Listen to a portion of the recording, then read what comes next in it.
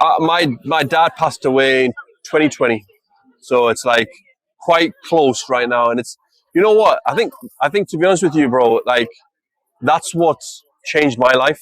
When you see like people who you're close to you and they pass away, it's like that made me just realize that this life is not forever. It's a temporary life. We're only here, what, 70, 80 years? My dad died at 77, 70, 80 years, and that's it.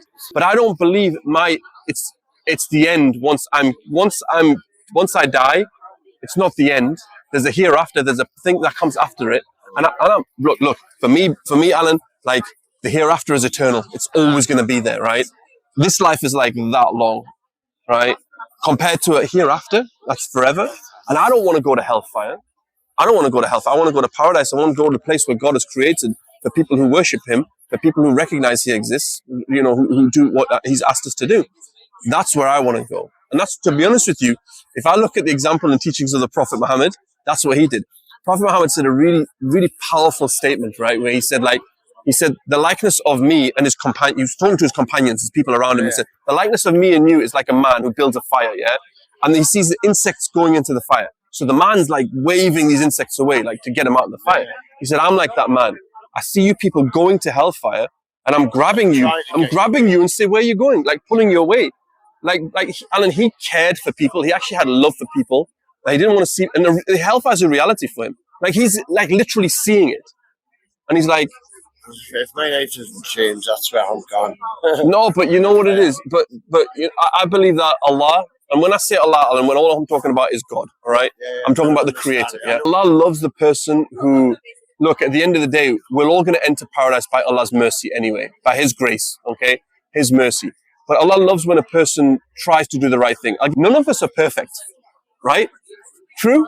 None of us are perfect.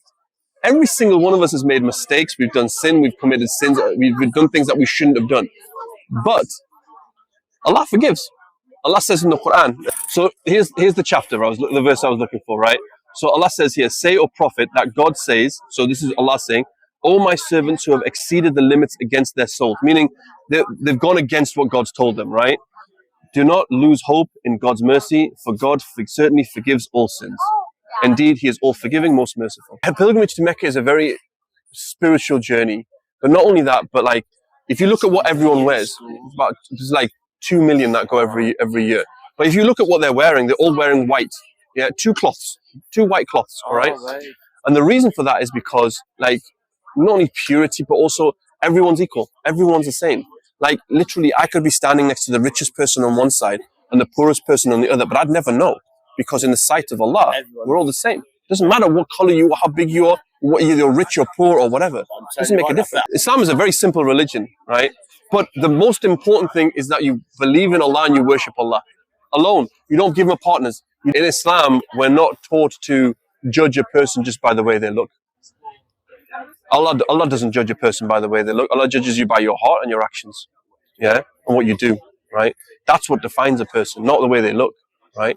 I know a guy, there's a video of a guy who basically used to be a goth, like used to have like earrings all over, tattoos and all sorts, yeah? And he accepted Islam, he became Muslim. Like, why? Because someone gave him a copy of the Quran and said, have a read of this.